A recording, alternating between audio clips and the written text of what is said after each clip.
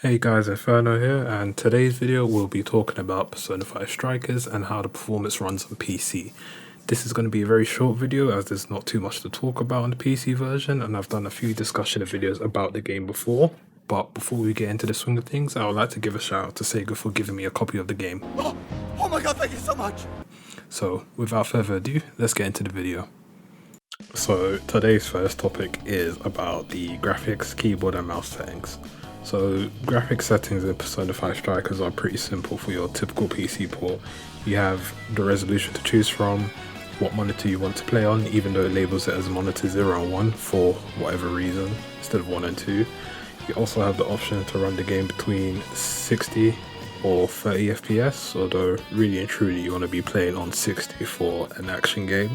Though it is a shame that it's capped to 60 and it doesn't have 120 frames or even more or unlimited. You also have presets for how you want the game to look, so you have low, medium, high. You can also customize it if you want to, say if you want anti-aliasing on or something else, so you can mix and match. I'm currently running on high with everything pretty much maxed out. The render scale that's in the game, I have it at 1.4 at the moment, though I could probably push it up to 2 and it'll still run fine as I have a RTX 3070, but this game itself is not really demanding, so you can get away with playing on high even on like your typical system that most people have. Now, to continue on to this, the resolutions in the game. So for this game, or this port I should say really, you have pretty much your typical resolutions, because I know some PC ports, they've had their issues in the past where it's just capped at 1080p for whatever reason. So on what I'm playing on right now is 1440p. I do have a 4K monitor, it does support 4K, but in terms of widescreen support, I do not know. I would think it would, but knowing Koei ports, it's probably not the case. But could they patch it in? Yes. Will they patch it in? Probably not. In terms of proper optimization for the game, it runs quite well from what I've played for like the past 10 hours. I've had no frame drops, so people that have like a system that's not up to date, they really shouldn't have a problem. Though, knowing Koei ports, there's always some sort of problem. Now, as for aspect ratio, that's also not in the game, which is a shame because I know there are people out there with widescreen monitors, and knowing this port, I wouldn't be surprised if there's issue of like resolutions up there. Could they add it in? Yes. Will they add it in? Probably not. Same thing with FOV slider, that's not in the game as well. Again, could they add it in? Yes, I really wish they added it in. It would have been a nice little feature, but it's just wishful thinking at this point. Now, for what most people want to hear, keyboard and mouse. Does the game support it? Yes, the game actually supports it, and it allows you to rebind the keys to your liking as well. This is even allowed for people using a gamepad as well. So, for example, if you want to change the confirm when you're selecting a persona skill from X to circle, which is what I've done since I play like the Japanese version, you can do that.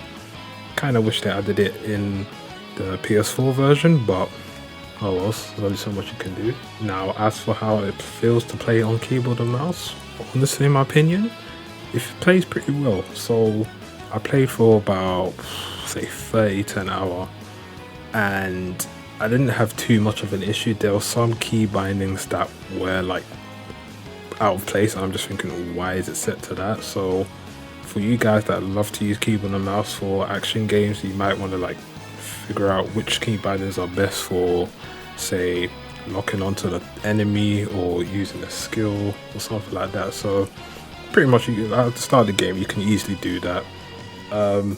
What I did find awkward was using the mouse to attack. Now, most people would be thinking like, what is this guy talking about?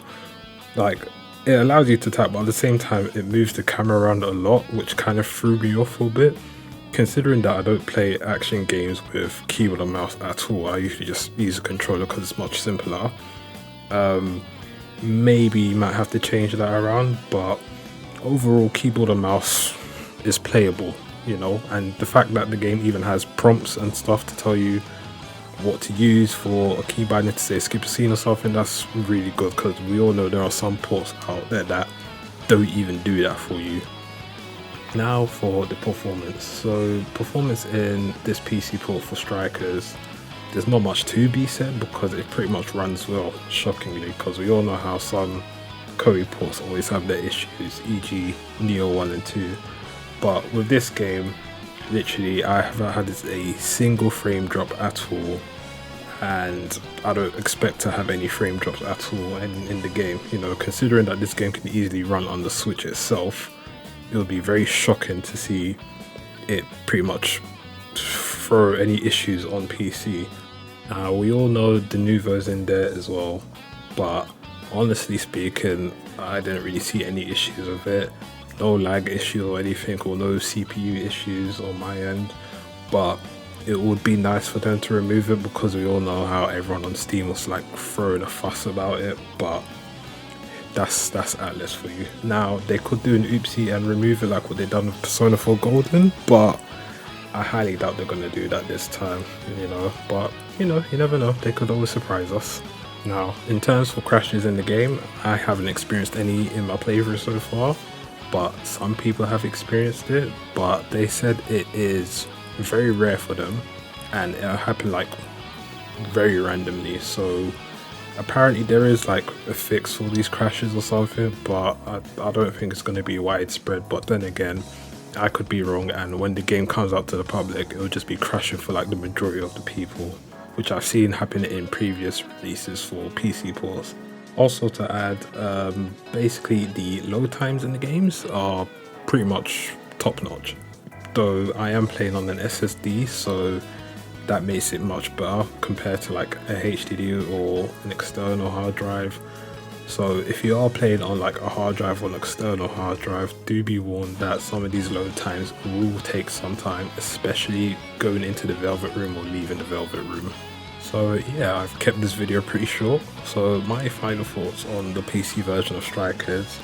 Pros, pretty much solid performance, no frame drops, keyboard and mouse support with the ability to change the key bindings as well, and actual keyboard and mouse prompts in the game and during battle and stuff as well. Cons, graphics options are a bit bare bones, no FOV slider and no support for higher FPS. Hopefully they can always add that in, or there'll be a patch or something, but again, wishful thinking.